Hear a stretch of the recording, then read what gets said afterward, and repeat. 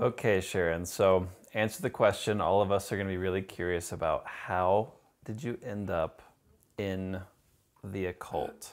I think it began when I was really a child, very like under 5 years old, when I saw three playmates that to me were very real and existed. My mother said they were like fantasy playmates, but I didn't believe that. I knew they were my friends. One was a very mischievous boy that would get me into all kinds of trouble. Another was a beautiful angel that would kind of warn me about things that would happen. And then the third one was a very sweet girl who did everything that she was supposed to do.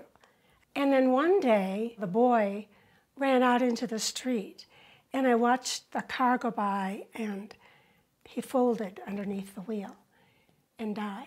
I was devastated. And then slowly the other two faded away.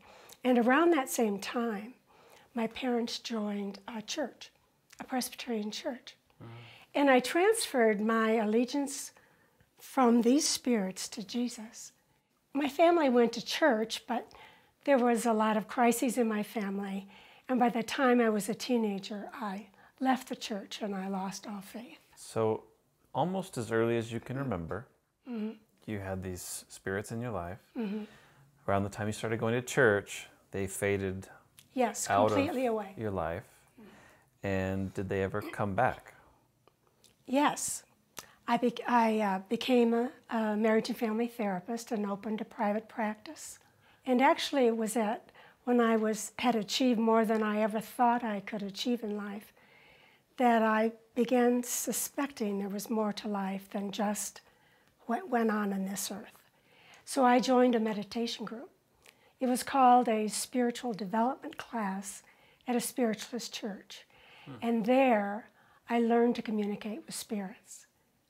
And they reminded me of the ones I had known as a girl. So when you're communicating with a spirit, for those who have never had such an experience, tell us what does that mean and what's that like? I hear them as a voice in my mind. I see them as a vision, in your mind's eye. And I receive sensations from them when I was part of this group.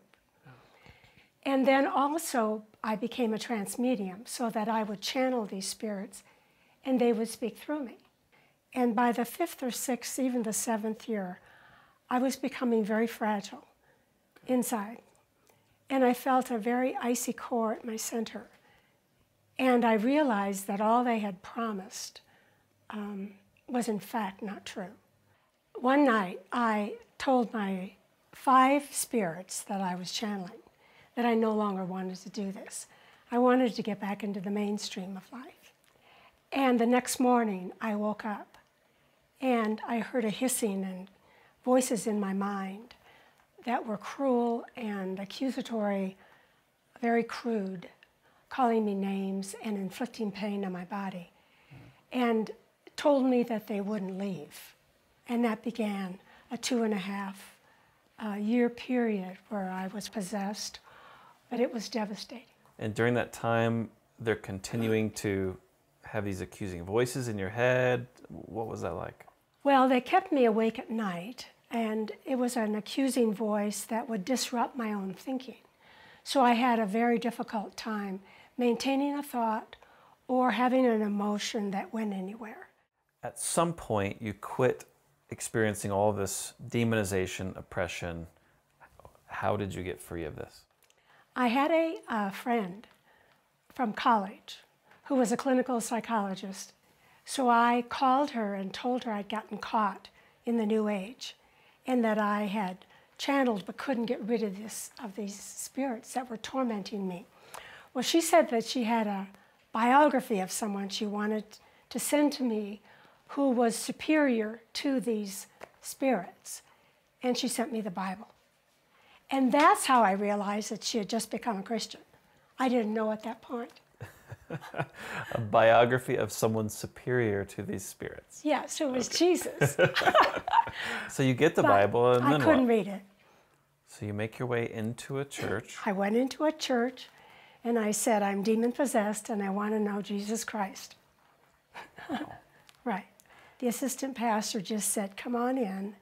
And he sat me down and he just showed me and explained the gospel.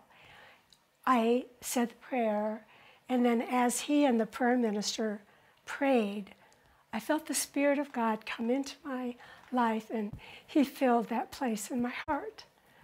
And I was free. I knew I was free. And did the experience with the spirits just go away at that moment? No. Oh, it didn't? No, but it didn't bother me as much because I had Christ and I had the Bible. So I just read voraciously and learned as much as I could, and I was in church 4 and 5 times a week, trying to, figure out what it meant to be a Christian. And as I walked with Christ and served the church, then the demons kind of faded from my awareness. You have a pretty interesting perspective. What would you say to anyone who's seeing a vision of an angel? Many people talk to me about seeing angels, either in a vision or at night in their room. And sometimes they wonder whether God sent it or is that a demon masquerading as an angel? And I tell them, always test the Spirit. Always. Call on Jesus. And when you call on Jesus and ask him if this angel is from him, he will remove it if it's not. Don't communicate with angels or spirits of the dead. Now you consider the Bible, the angels that appeared, like even with Mary, beautiful Gabriel came and gave a message about what God was going to do. And angels appear when God is doing something wonderful in his creation, like ushering in his kingdom. So angels, holy angels, only appear and they speak something from God and they speak for God and then they disappear. They never draw attention to themselves. Each of the 5 spirits that I channeled, after I said I wasn't going to do it anymore, came at me in their original form that I knew them, but then they transformed into a gargoyle that attacked me. They transformed into who they really were, which was demons. Okay, Sharon, so you have several thousand people this weekend that are listening, they're curious. You have one last crack to tell them something you'd like them to know. What would you like to say to them? I would like to say that Jesus is more powerful and grander and sovereign and great and beautiful and loving and just than any demon.